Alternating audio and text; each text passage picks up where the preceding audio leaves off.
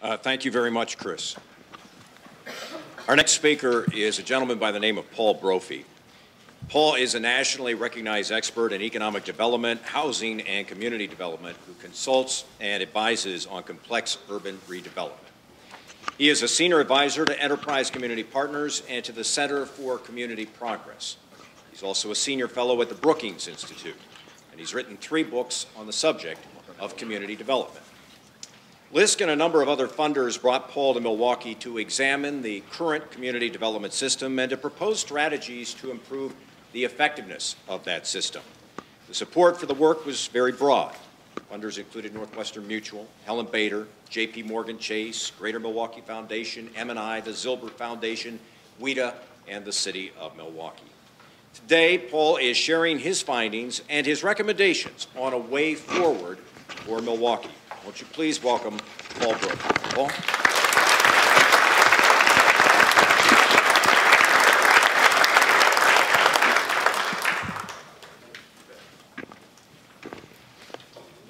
Thank you, Mike, for that warm introduction and for the role that you and the university are playing in convening the community on this subject and many others in this remarkable facility. It's really marvelous to be here. And I want to really begin with a few other thank yous. You know, I'm not from Milwaukee. I live in Maryland, and I've been coming here since about May, based on the request from the funders that Mike just identified, and I'm finding Milwaukee to be a very lovable place. I really appreciate the hospitality that's been shown to me by the folks that I've interviewed, and particularly want to thank the staff at LISC, Leo Reese, of course, and Chris, who have kind of handled all of the orchestration on my work, and getting to know Kathy Madden and the wisdom she's bringing in chairing the LISC board here in Milwaukee. It's really been quite a wonderful experience. I also want to thank the 60 or so people I've spoken with since I began this work, because your insights really serve as a very important basis for the report that I'm about to give you. And in some respects, I liken my role here to kind of that of a physical trainer. You know, the trainer is the helper.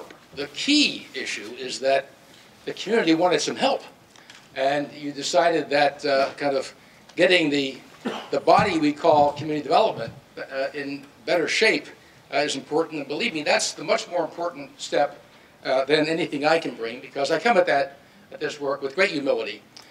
You know the community far, far, far better than I do. And if I have value here, it's being able to put your work in this city in a broader perspective. I spend lots of my life, I've lived my life and my professional life in cities like Milwaukee, older industrial cities that are struggling to hold population, to improve their neighborhoods, to improve their economies. I'm currently working in Baltimore, in Detroit, in Memphis, in Louisville, in St. Louis, and of course have lots of experience in Pittsburgh and Philadelphia, where I did my growing up and schooling. And so I want to report to you kind of what I'm seeing in Milwaukee. And I want to really start by saying I'm not surprised, Chris, that you commented on someone who said we're working, but not much change is happening. Because I think we've got a system fix we're here to talk about. And so it's not working harder, I think, but working smarter that we're trying to get at. In some respects, I like Kathy's example of the scientists teaming up with the gamers to kind of get something quite different underway. So very briefly, what I want to talk about today kind of is, I want to give you a bit of the local and national context. I want to talk about strengths and challenges here in Milwaukee. Then I want to talk about a different way of thinking about this issue, this problem, this challenge, and focus on something called collective impact, which I will walk through on a step-by-step basis. But first, context. One of the roles I play is as a senior fellow at the Brookings Institution. And what I'm learning from that work with those very wise colleagues at Brookings is that if you look at what's happening in the world, We are a series of, in this country and internationally, metropolitan areas that are competing with each other for some piece of global markets. It's quite different. Brookings at one point last year produced a map that erased the state lines and showed metro areas as the key players economically. And I think it's extraordinarily valid to think in those terms. And how that connects to neighborhoods is as follows. One, there's clear evidence that we have a piece of the labor force in this country, kind of a mobile set of knowledge workers who can choose what places they want to live in, and they're choosing places that have good, strong neighborhoods. They like density. They like to be near downtowns and in neighborhoods that have assets and amenities. And so it's important that cities like Milwaukee have that to offer, that knowledge group, because that knowledge group is bringing extraordinary possibilities to the community. There's a professor in Pittsburgh who would not leave his neighborhood, despite the fact that Google was trying to get him out of Carnegie Mellon University to move to Google. After a 2-year dance, Google decided to come to him and set something up in Pittsburgh around him because he liked his neighborhood so much. That's going to be important to the future of that city. Secondly, it matters because the evidence is indicating that there are those metropolitan areas that have a smaller gap between the have and have-nots compete more successfully than those that have a large gap. Common sense in some respects. The fewer people I have who are not contributing to the overall economy, the better my economy is, the better I have an opportunity to compete nationally and internationally. So neighborhoods matter, not just in terms of the neighborhood silo, not only because it's a socially just thing to do to have strong neighborhoods and to have upward mobility opportunities for people in them, but it matters to the city and the region in order to be successful. So that context is very important as I frame the issue of why we're here to talk about neighborhoods. And like many, many cities, the community development system, if you will, is evolving here as it's evolving elsewhere. I've been involved in this now for 40 years. I helped bring this to Pittsburgh many, many years ago, worked with the Enterprise Foundation for many years, and I've seen changes. And so it's evolving here and around the nation. We're becoming kind of less focused on, as Chris said, housing and CDCs. We are really becoming a bit more holistic in what we're doing. But we're also coping with a situation where government is broken. At the federal level, at the state level, we're not getting what we need from the federal government. And I be clear, less funding is going to happen. And we can't kind of rely on that. We've got to be more self-sufficient in what we're doing. Bruce Katz at Brookings has actually organized a group called the Pragmatic Caucus of folks that are kind of working and getting things done. These are mayors and governors and others because of the breakdown we have at the federal level. And so we're evolving such that we have these more comprehensive approaches that you heard Chris describe, but with a very important caution.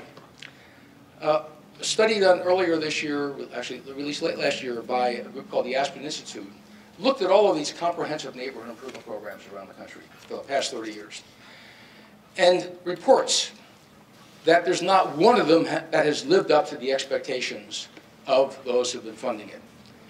Why? I'll talk about momentarily, because they have been in their own silo in some respects, and the level of intersection among systems in order to kind of get a level of change has not been present in those. So we've got some learning we want to build from.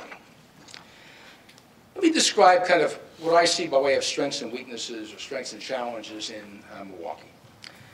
First, I'm very impressed that some very important civic and political leaders get the connection that I just started with, the connection between neighborhoods and the broader economy. Very important. And you've got, unlike many other cities, you've got a strong philanthropic and governmental interest and a commitment to neighborhood improvement in this city. Third, you've got LISC, a very successful, well-led financial intermediary in this city, part of a very strong national organization as well. And you've got, this is very interesting, you've got leaders at the neighborhood level, those of you in the room that I spoke with, who understand that you've got to make the case from the neighborhood level to the broader community that neighborhood improvement is important and you've got to show demonstrable results. I've been in some cities who are still whining about the fact that no one understands us. We're doing good work and we're unappreciated. That's not the mentality I find here. What I find here is that you understand that it's your job to kind of help this work. In addition, you've got interest at the state level. You've got capable, determined, imaginative real estate developers, both nonprofit and for-profit, that are doing things in this city. As Chris mentioned, you've got well-built housing and clean neighborhoods. And you've got related initiatives that are underway or under study. I'm very impressed with the Milwaukee Area Funders Workforce Alliance, with Milwaukee Succeeds, in part because there are examples of the kind of collaboration I'm about to describe. You've got work underway that'll be reported on within the next few weeks on improvements to the economic development system here.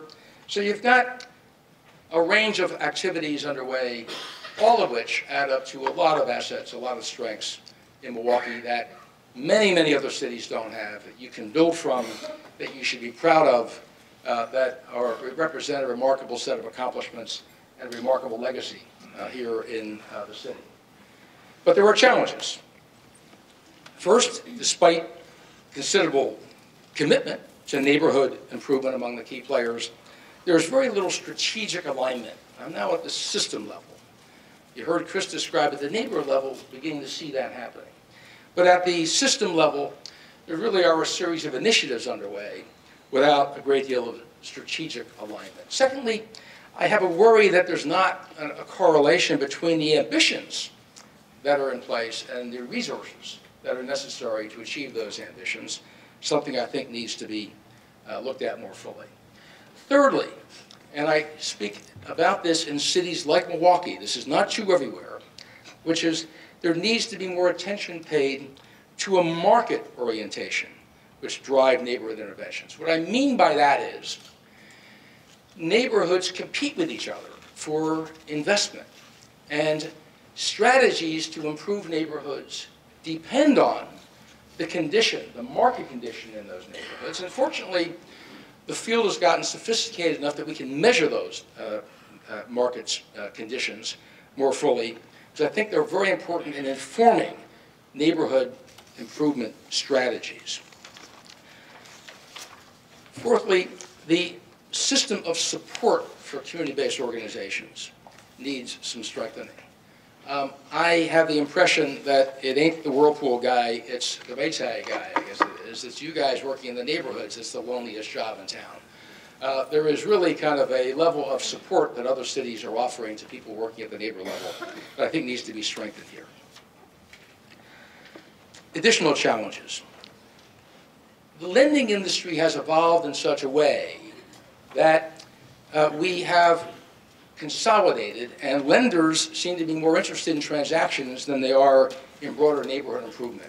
Again, not just true here, but it is a challenge to get the lenders on board to focus more on neighborhood improvement than just transactions. There is more grassroots advocacy. Again, I'm building off of Chris, for neighborhood improvement. It's not robust enough in this city. Of course, you've got Common Ground working, and I admire the work that IAF does around the country.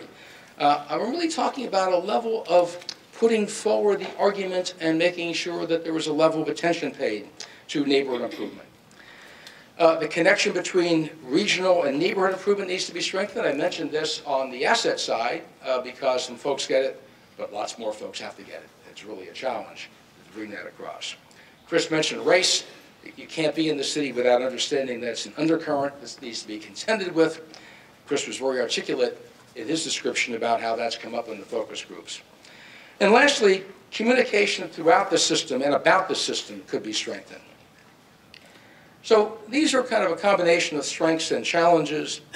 I think overall there is a need for a more effective system. Conditions in many of the neighborhoods are worsening. due to increased poverty, the foreclosures, high unemployment, all broad economic issues.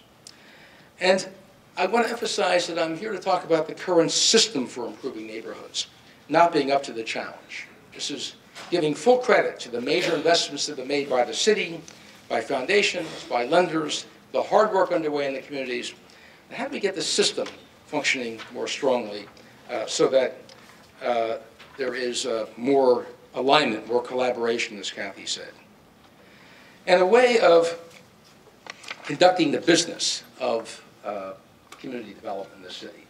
So let me focus on this collective impact issue. Now, bear in mind, I'm about to describe something in words that may be a flash in the pan here. It's really new language, it seems to me, to talk about how to collaborate on these very challenging systems. It's written by a couple of authors, published this in the Stanford Social Science Review, Social Innovation Review, earlier this year. Caught my attention just as I was in the midst of working in Milwaukee.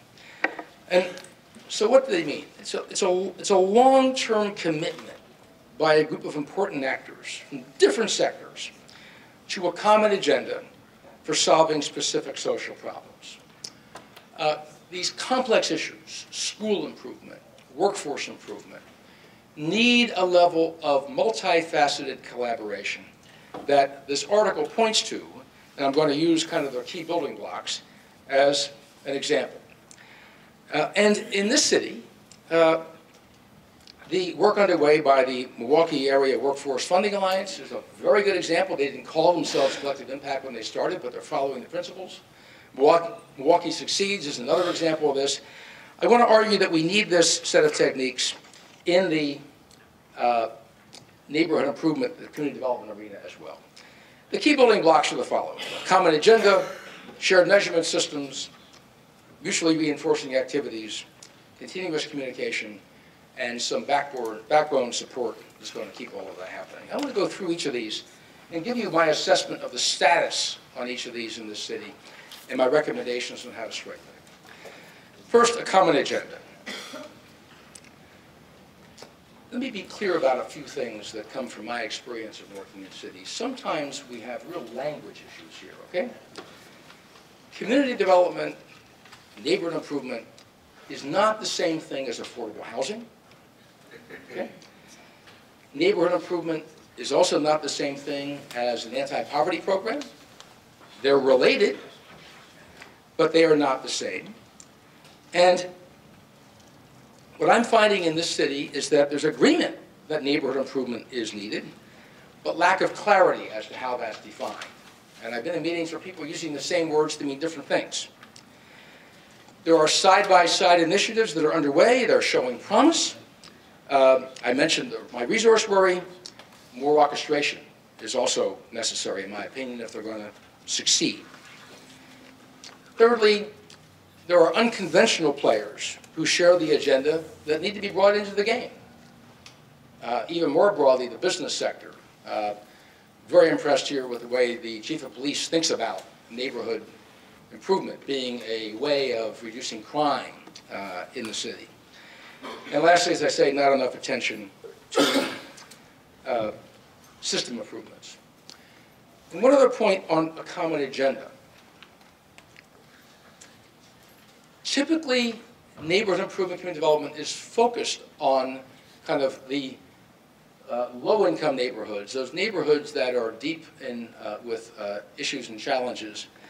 But in cities like Milwaukee, there is also the need, as I said in my opening comment, to create neighborhoods that can hold and attract working class, middle class people who might have the choice to leave a neighborhood as their income advances.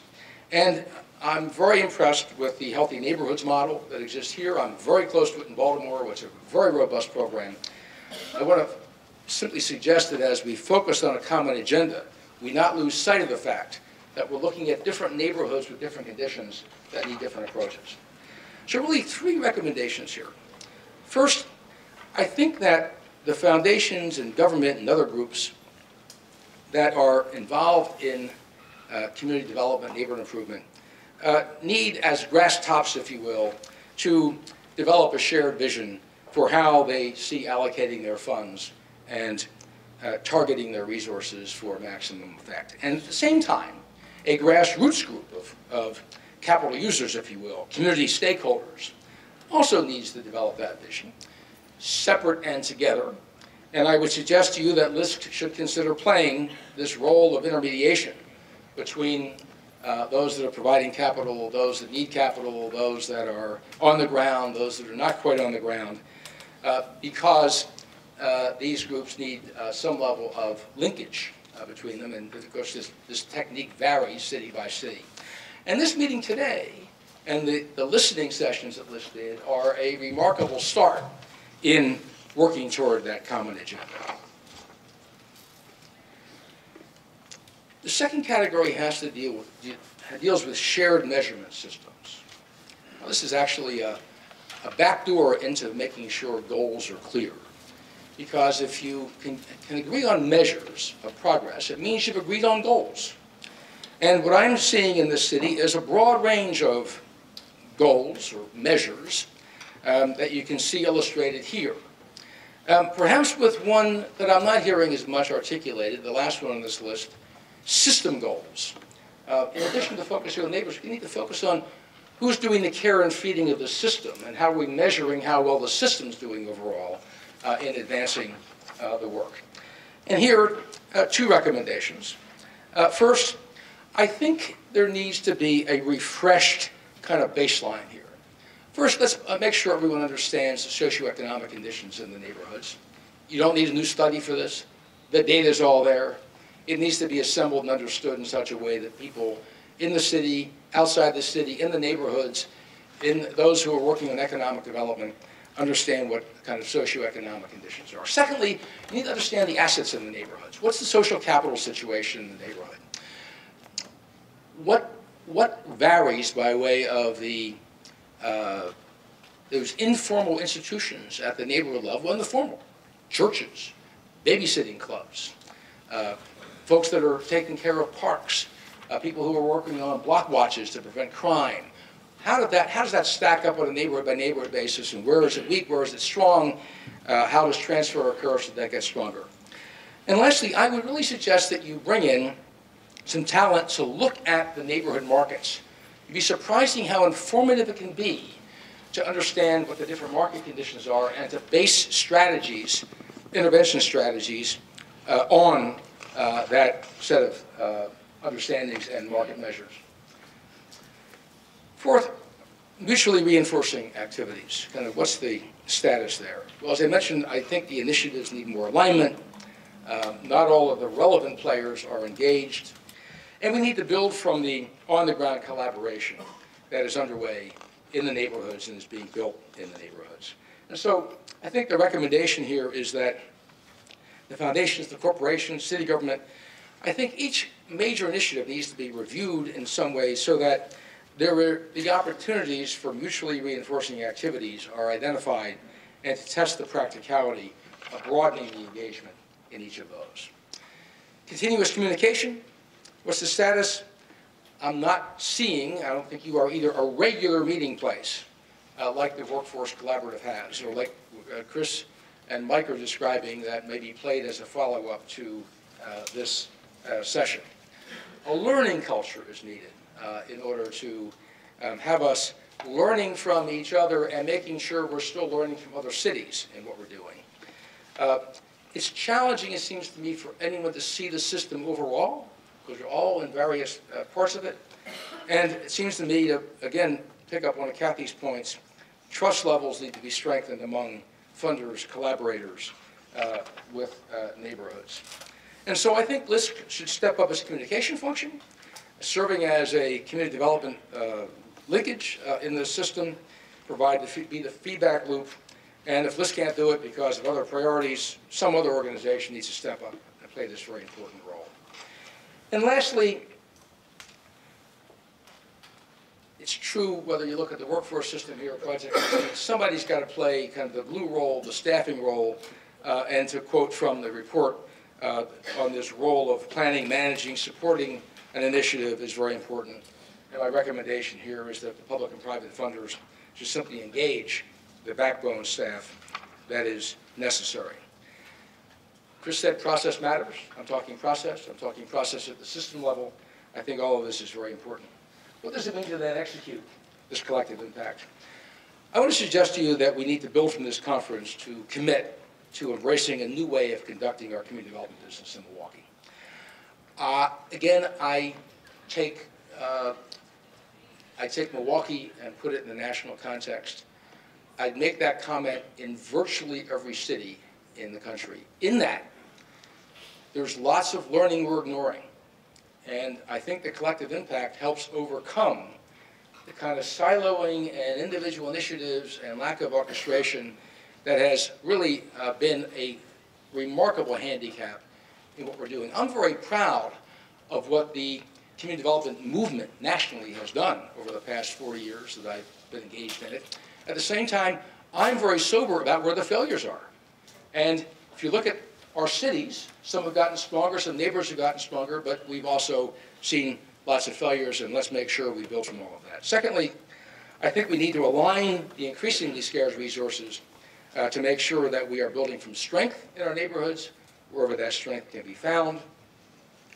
I think we need to have a discussion on goals and measures that is based on facts, but there's some danger. Don't get lost in it. This is not kind of a wonky activity. This is understanding kind of what the data means, and agree on a common agenda for action to improve neighborhoods. Let me end with two thoughts.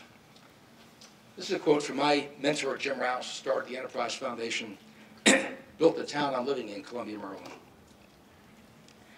By building an image of the possible, we not only leap over a lot of roadblocks, but we generate a whole new constituency of people who want to see that image realized. Kathy said, I think the devil's in the details on lots of things, what you said yesterday or today. It's true. But if we're only about details, we are not successfully making the case to ourselves and to others that, in fact, dramatic change is possible in neighborhoods. And that I would argue that dramatic change is necessary in Milwaukee and Cleveland and Pittsburgh and other places if those metro areas, if this metro area is going to compete successfully in our global markets. I finished this assignment with great optimism about this city. You've got good bones. You've got good bones in the neighborhoods. You've got good bones structurally. You've got a good team of people who are working on this. And as I said earlier, it's a matter of working smarter, not harder, building the trust that Kathy mentioned. And I think you've got that here. And so I leave this report with you with a sense of optimism and hopefulness that working together, following some of the principles of collective impact, I think Milwaukee can radically improve its neighborhood community development system, and it'll be good for the neighborhoods, good for the people living in them, and good for this economy. Thank you very much.